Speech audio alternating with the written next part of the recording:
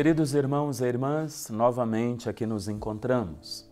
A Glória da Cruz, mais um programa que busca levar para a sua vida, para a sua família, para todos, uma mensagem sobre a cruz de um jeito novo. Vamos aprofundar ainda mais sobre a cruz? Iniciamos o programa de hoje com um texto do evangelista São João, no capítulo 3, versículo 14. Assim como Moisés levantou a serpente de bronze no deserto, do mesmo modo é preciso que o Filho do Homem seja levantado. Assim, todo aquele que nele acreditar terá a vida eterna. As serpentes no deserto morderam o povo de Deus e muitos morreram. Depois que uma serpente de bronze foi levantada numa haste através de Moisés, as pessoas passaram a contemplá-la e a cura veio para as pessoas que tinham sido envenenadas. Jesus se associa a esta passagem do Antigo Testamento para falar da sua crucifixão e do benefício que ele, na cruz, trará para todos os que se voltarem para Deus, que é vida e salvação. Vamos falar hoje sobre o sinal da cruz. Como teve início o sinal da cruz e como se tornou um diferencial entre os cristãos e os não cristãos. Na Bíblia, não há nenhuma recomendação a respeito de se fazer o sinal da cruz no corpo, na fronte, nos lábios ou sobre o peito. É provável que o gesto de traçar o sinal da cruz no corpo surgiu entre os anos 70 e 140 da era cristã. Temos registrado que nas celebrações do batismo que se fazia, o sinal da cruz era feito na fronte daquele e daquela que eram batizados. São Cirilo de Jerusalém, que viveu no século IV, atesta esta realidade, entre outros santos padres da Igreja. E é o que nós precisamos ver o que significava já fazer este sinal da cruz na fronte. Num primeiro momento, esta cruz em forma de tal, que se fazia e que até hoje nós fazemos a cruz na fronte da pessoa que vai ser batizada, é o primeiro sinal, ou onde se inicia o rito do batismo, recorda o profeta Ezequiel, no capítulo 9, versículo 4, onde diz que aqueles que foram marcados na fronte com o sinal da cruz, que é o tal, foram preservados da morte. Também trazemos presente o livro do Apocalipse, no capítulo 7, versículo 3, onde diz que foram marcados na fronte todos os servos de Deus, aqueles que foram fiéis. Apenas para esclarecer, o tal seria uma letra hebraica e também do alfabeto grego, símbolo do nome de Deus e que tinha e que tem a forma de cruz, usada muito pelos franciscanos. São Francisco adotou como cruz já no seu tempo. O tal pode ser associado também, ou pode ser associada a duas figuras bíblicas. A serpente de bronze, como citamos, que aparece no livro de Números e no Evangelho de São João. E também no outro texto onde fala de Moisés, que reza de braços abertos, enquanto Josué combatia e ia vencendo os amalecitas.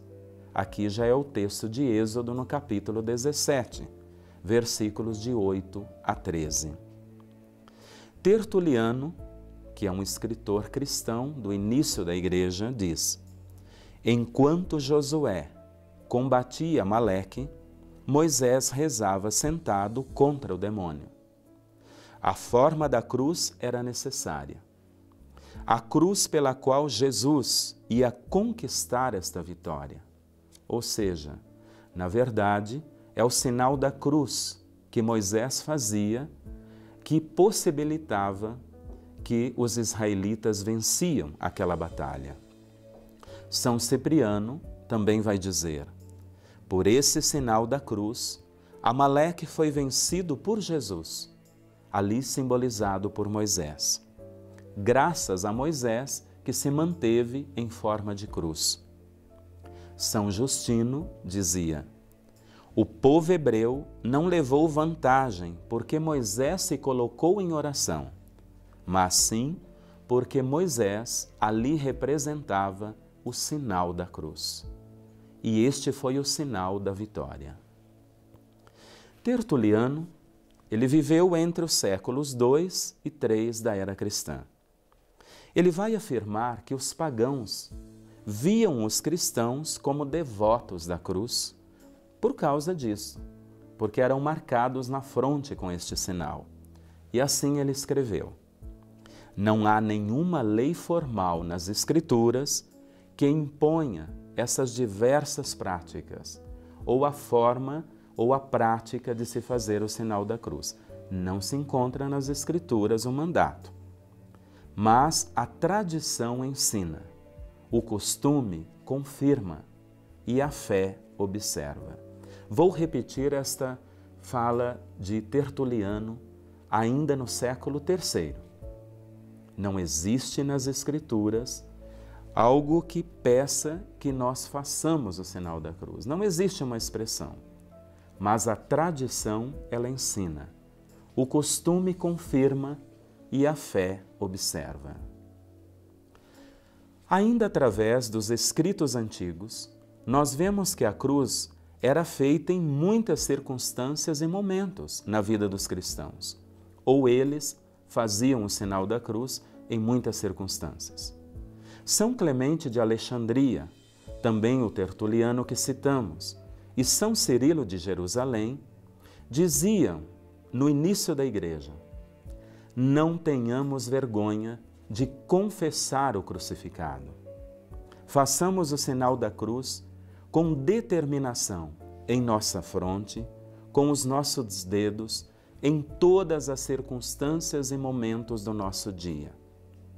Quando se come o pão, quando se bebe algo, ao entrar e ao sair de algum lugar, antes de dormir e ao se levantar pela manhã. Vejam, várias recomendações pedindo que o sinal da cruz, uma vez feito no dia do batismo, se tornou algo normal e cotidiano para todo cristão. E sem medo, ele deve assumir essa cruz na sua vida para também vencer todo o mal. Do gesto, documentos do mundo pagão dizem que os cristãos, eles eram identificados por esse gesto, feito na fronte. Também os mártires faziam o sinal da cruz no instante derradeiro do martírio. E isto era um código, era uma forma de dizer por que eles estavam morrendo. Estavam morrendo em nome da fé ou pela fé, na Trindade que investiram a vida e acreditavam. E ali morriam para que a vida acontecia. Também nós sabemos que os soldados, antes dos combates, soldados cristãos faziam o sinal da cruz. Temos escritos que mostram isto. Do gesto de fazer o sinal da cruz com os dedos ou com o dedo, passou-se ao gesto de fazer o sinal da cruz com a mão no ar. E assim o sinal da cruz começou a ser traçado sobre as coisas, sobre objetos, ou simplesmente abençoando as pessoas. Bispos, sacerdotes passaram a abençoar o povo de Deus com este gesto batismal, que começou a se usar na fronte e agora passa a ser um sinal de Deus na vida do cristão em todo momento. Santo Agostinho, no século IV, ele dirá que o sinal da cruz, invocando a Trindade, é gesto da Igreja, e na Igreja para santificar e consagrar a Deus pessoas e objetos, mas, sobretudo, o sinal da cruz é usado nos sacramentos. Um testemunho. São Bento de Núrcia. Bento é o fundador da Ordem Beneditina e ele viveu entre os séculos V e VI da era cristã. Conta-se que a ele foi oferecido um cálice de vinho com veneno numa tentativa de matá-lo. O abade Bento sentou-se à mesa e a taça de cristal que continha a bebida envenenada foi-lhe oferecida para que, segundo o costume do mosteiro, ele abençoasse. Bento, levantando a mão, ele fez o sinal da cruz e com ele se quebrou a taça, que ainda estava a certa distância. E de tal modo se rompeu aquela taça de morte que mais parecia que em lugar da cruz fora uma pedra que atingira a taça. O homem de Deus então compreendeu logo que a taça continha uma bebida de morte e que ela não podia suportar o sinal da vida, que é a cruz de nosso Senhor Jesus Cristo. Rezemos diante de Jesus crucificado. Ó Deus, que para salvar a todos dispusestes que o vosso Filho morresse na cruz.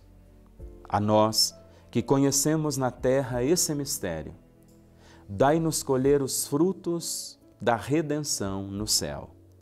E aos que sofrem, que sejam aliviados de suas dores e sejam curados de seus males pelos méritos da Santa Cruz.